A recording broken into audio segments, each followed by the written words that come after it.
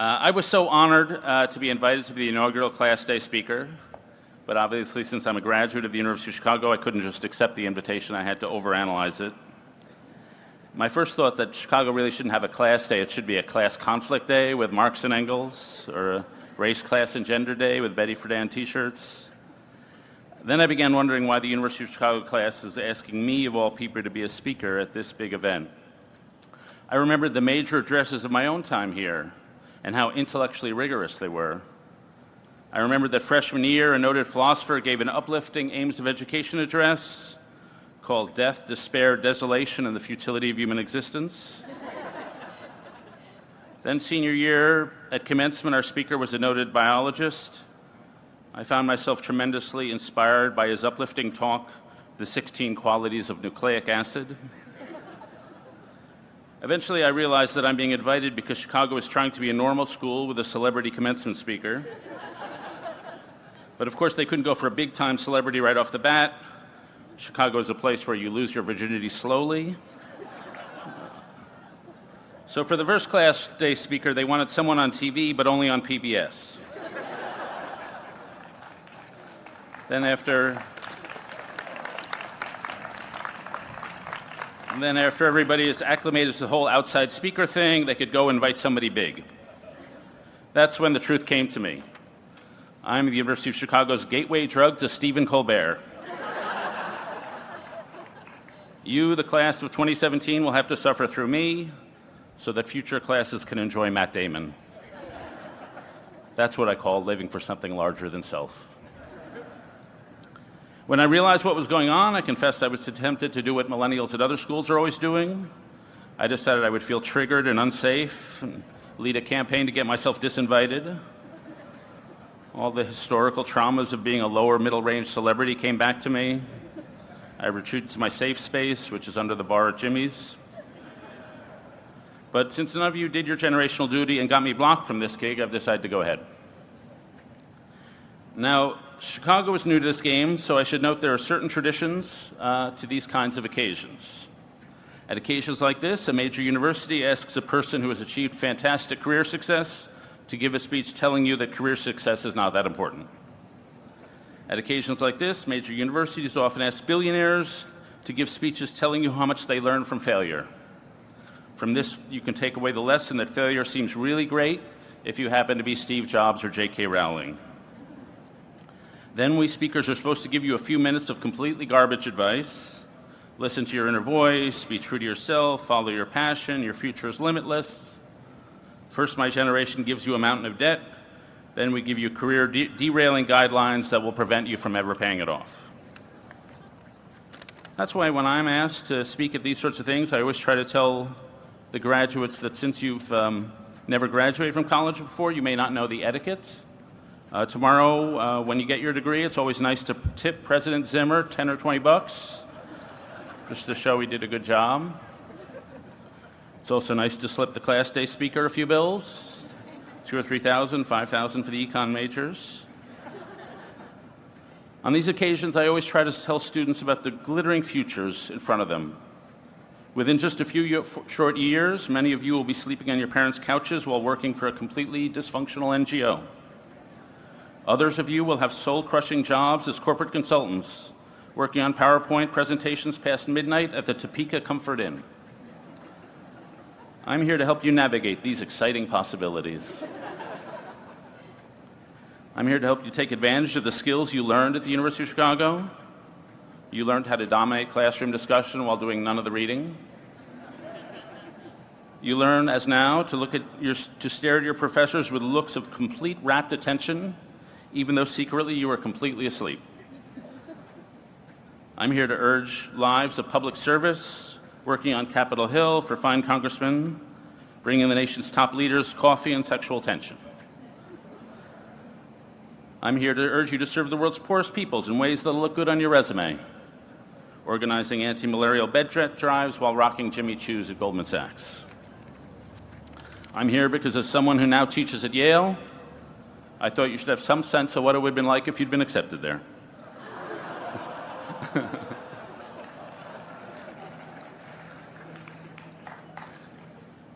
But ultimately, I'm not here to give you some standard speech. This is Chicago. This is the only time in my life I'll get to address the graduating class of my own school at the place that formed me down to my bones. I confess I didn't enjoy every day I spent here. I majored in history and celibacy. I learned to walk through campus while awkwardly averting my eyes to anybody I might know. But like all of you, I was changed fundamentally in this place. And the older I get, the more I become aware of how this place shaped me. I'm 34 years out from the college, and I feel more influenced by the University of Chicago today than I did on the day I graduated. So today I'd really like to talk to you about two things. The things Chicago gave me, which I've carried through life, and the things Chicago failed to give me, which I had to learn on my own. When I think back on my time here, I remember certain moments of great intensity. There was one very odd moment during my first year when I was reading a book called The Death of Tragedy by Nietzsche in a carol in the A level of the Regenstein.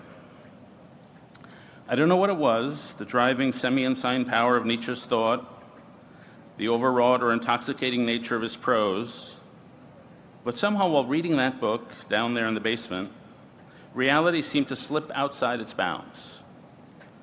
I lost all sense of where I was, or who I was, or how much time was passing, or whether it was passing at all. Hours flew by, and I was just buried inside that book. I was not so much as reading it, I was immersed in the torrents of its prose and in the fury of its ideas.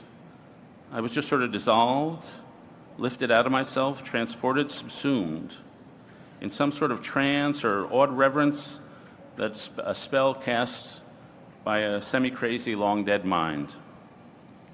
There I was in the shabby carrel on the basement level of the ugliest building on God's green earth, and I was experiencing something close to transcendence. When I awoke from that state, I looked around, startled and blinking, shocked to re-entering the world of the 20th century and to real life.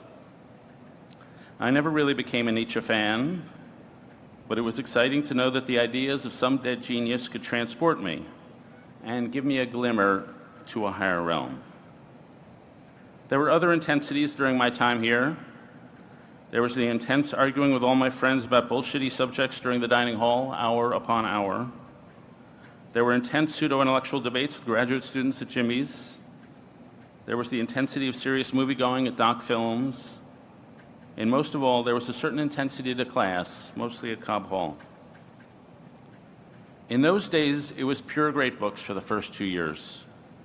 And our professors didn't just teach them, they proselytized them. Some of the old German refugees from World War II were still around then, and they held a belief with a religious fervor that the magic keys to the kingdom were in these books. The mysteries of life and how to live well were there for the seizing for those who read well and thought deeply. There was a legendary professor named Carl Weintraub teaching Western Civ then. Years later, when he was nearing his death, he wrote to my classmate Carol Quillen about the experience he had teaching those books. Teaching Western Civ, Weintraub wrote, seems to confront me all too often with moments when I feel like screaming at the students. Suddenly, oh God, my dear student, why cannot you see that this matter is a real matter? Often a matter of the very being for the person, for the historical men and women you are looking at, or are supposed to be looking at. I hear the student answers and the statements that sound like mere words, mere verbal formulations to me, but that do not have the sense of pain or joy or accomplishment or worry about them if they ought to have if they were truly informed by the live problems and situations of the human being back then for whom these matters were real. The way the disembodied words of students come forth can make me cry. And the failure of the student to probe for the open wounds and such behind the text makes me increasingly furious.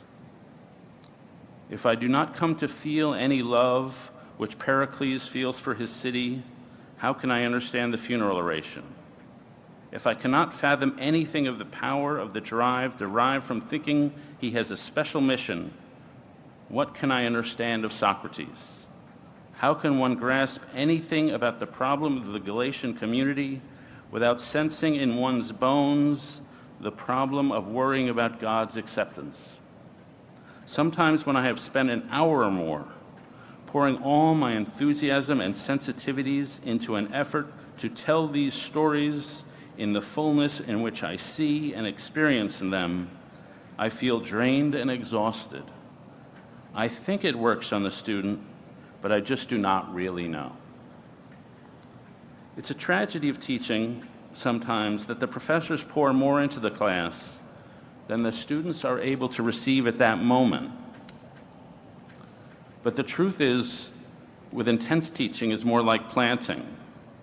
Those teachers like Weintraub were inserting seeds that would burst forth years or decades later when the realities of adult life called them forth. I hated Edmund Burke when I read him here freshman year, but later he exploded in my mind and has become one of the great guides of my life. I was blandly indifferent to Augustine when I encountered him. It was only later that I understood the power of his loves, the wrestling with his own soul, and the need to be careful about what you love because you become what you love. Chicago gave me glimpses of the mountain ranges of human existence that I had never imagined before. It gave me a set of desires, higher desires than any I had had. In the first place, I longed to know how to see. Seeing reality seems like a straightforward thing. You just look out and see the world. But anybody who is around politics or many other arenas of our public life knows how many people see the world with a distorting mirror, how many see only what they want to see, or what they can see by the filtering light of their depression, their fear, their insecurity, their narcissism. Sometimes I think the whole disaster of the Trump presidency is because of a breakdown in intellectual virtue, a breakdown in America's ability to face evidence clearly, to pay due respect to the concrete contours of reality. These intellectual virtues may seem elitist, but once a country tolerates dishonesty, incuriosity, and intellectual laziness, everything else falls apart.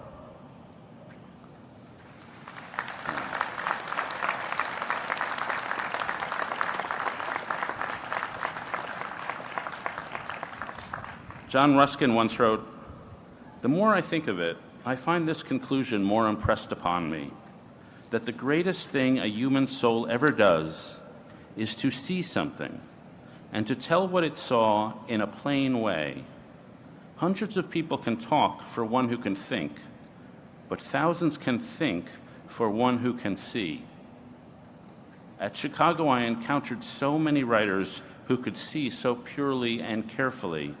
Shakespeare, Hume, Socrates, George Eliot, George Orwell, Hannah Arendt. I met so many professors and students who could weigh evidence and who didn't tolerate intellectual shabbiness. It aroused in me a desire to have that virtue, the ability to see clearly and face unpleasant facts. Then there was the second yearning, which was the yearning to be wise. I really couldn't tell you what wisdom consists of, and I still can't really give you a concrete definition. But we all know wisdom when we see it. There's a deep humanity and gentleness and stability to a wise person. That person can perceive with love and generosity the foibles of another heart. That person can grasp the nub of any situation, see around corners, and has developed an intuitive awareness of what will go together and what will never go together. That wisdom, I imagine, comes from paying deep and loving attention to the people around you. It comes from many hours of solitary reflection. It comes from reading the greats. It comes from getting out of your own century, thinking outside your own assumptions, and embarking on a great lifelong journey toward understanding. That sort of humane wisdom was admired here. And we wouldn't have told each other this because it would have been too pretentious. But all those bullshitty dinner table conversations and bar stool conversations about the great ideas were attempts to put together the building blocks of that kind of wisdom. They were attempts to put ourselves together so we could be of use. They were attempts to imitate the penetrating insight of Hume, the smile of Voltaire, the gentle guidance of a dozen professors whose names you may or may not know. Some living, Nathan Tarkov, Joseph Stern, some of my old professors who are now dead. Third, Chicago gave me a yearning for ideals. It is sometimes said that we humans seek happiness. We seek fulfillment of our desires, but of course that's not true. Peace and happiness is great for a while, but after a bit it gets boring. What our human emotions seem to require, William James once wrote, is the sight of struggle going on. The moment the fruits are being merely eaten, things become ignoble. Sweat and effort, human nature strained to the uttermost and on the rack, yet getting through it alive and then turning back on its success to pursue another rare and arduous journey. This is the sort of thing that inspires us. James summed it up pretty well. Human existence is the same eternal thing, some man or woman's pains in pursuit of some exalted ideal. I recently saw the movie Hidden Figures about some African American women who served the cause of space exploration and racial justice. Those women weren't exactly happy during the movie or the story told in the movie, but there was a spiritual intensity serving their two great ideals. And that's what we want in all our lives, intensity struggling for the good. If nothing else, Chicago and the great books presented us with the high ideals in profusion, the patriotism of Pericles, the commitment of Fermi, the American nationalism of Alexander Hamilton. I certainly wasn't smart enough to come up with my own philosophy or set my own ideals, but I could try on the different ideals passed down to us from our betters, and I could see which ones seemed to fit, and I could join their parade. They say that life here is about the life of the mind, but that's an injustice. The mind and the soul are not so easily separated.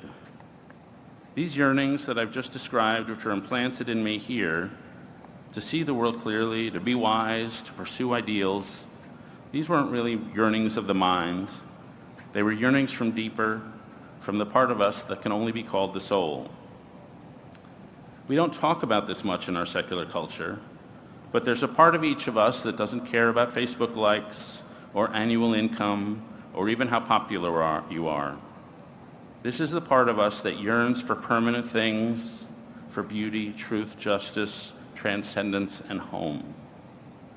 This is the part of us that is morally valuable, that in each of us is worthy of dignity and respect. The poet Rilke had an education like ours. He wrote, "I am learning to see. I don't know why it is, but everything penetrates more deeply into me and does not stop at the place where until now it had always used to finish. I have an inner self of which I was ignorant. Everything goes thither there now. What happens to it there, I do not know. I'll never be as deep as Rilke, but I was deeper when I left Chicago than when I arrived. And more important, I graduated from the University of Chicago with a sense of my soul and its yearnings." And there's still a lot of that goes on today. 2 Saturdays ago, my wife Ann and I got together with the philosophy professor Candace Vogler in Cobb Hall and led a seminar under the sponsorship of the Hyde Park Institute. It was a beautiful spring day, and we all spent it inside, talking about character and spiritual growth, about Aquinas, Beethoven, and Viktor Frankl. We took a lunch break, and instead of going outside to enjoy the sun, some of the students had their sandwiches inside and had an internal debate amongst themselves about the immateriality of the soul, only in Chicago. And I saw that day that this place is still wonderfully itself.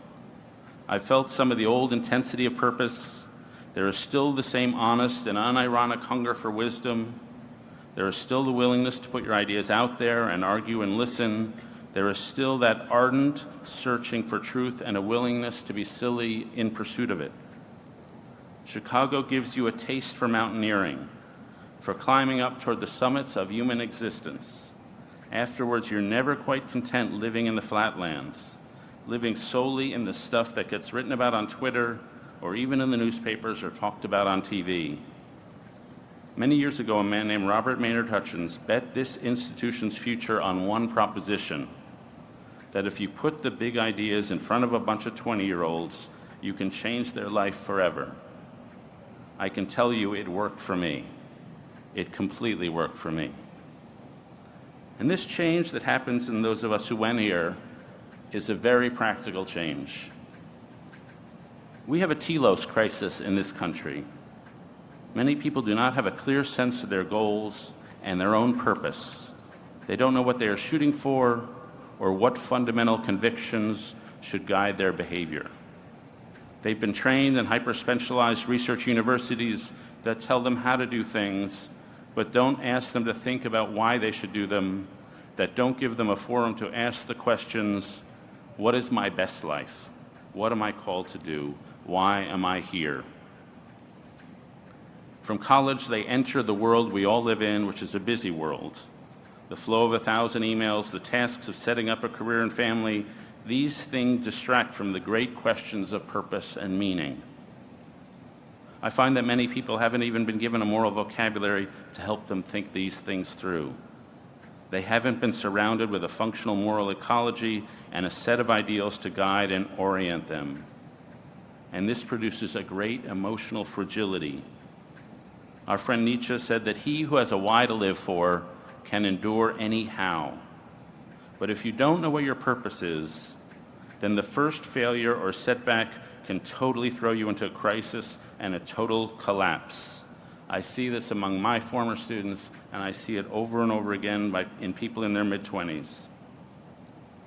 The young person without a conscious person graduates in hopes that by piling success on success, he can fill the void within.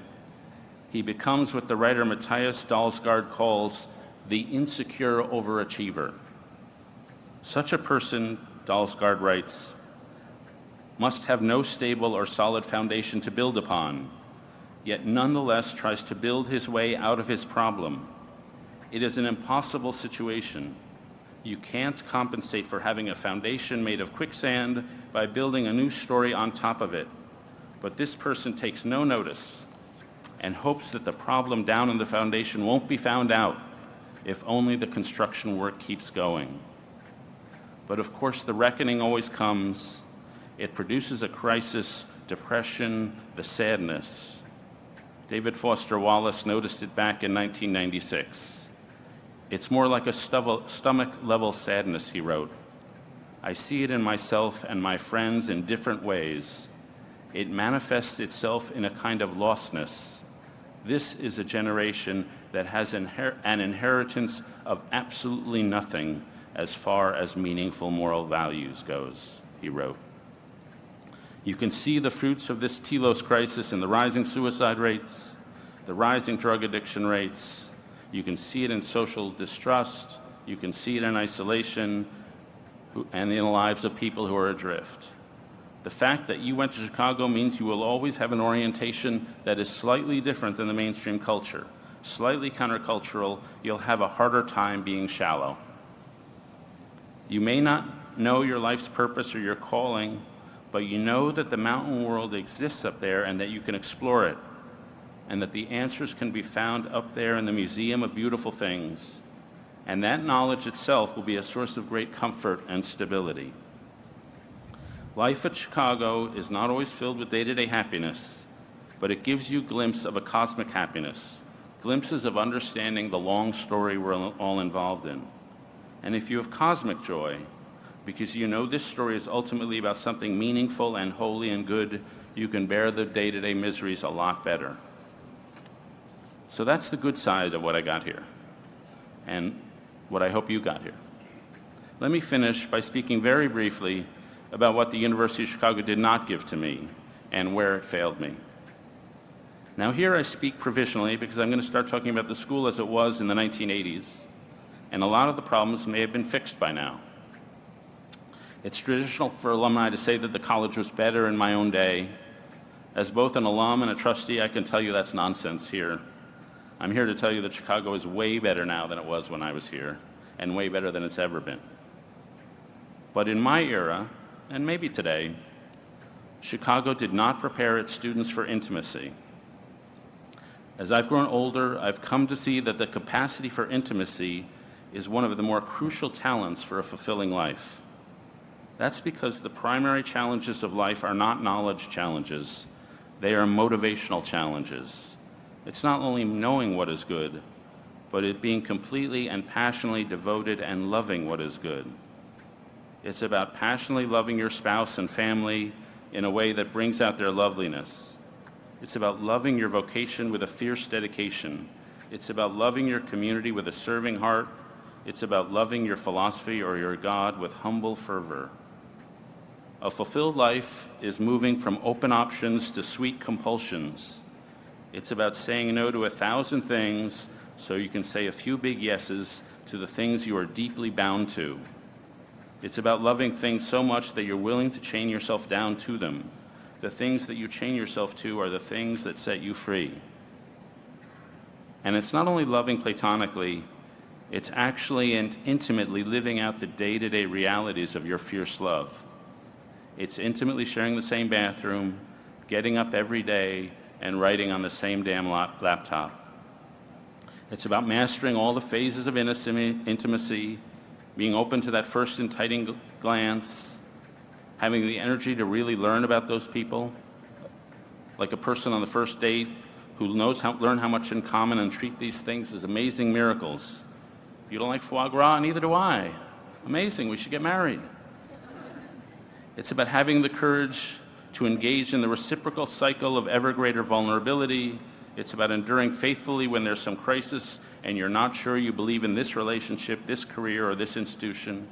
It's about forgiveness for the betrayals committed against you and asking forgiveness when you have let down your friends, your profession, or your spouse.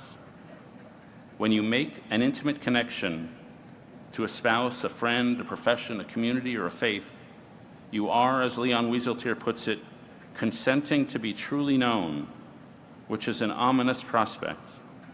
And so one needs the skills of intimacy to live well in such close proximity.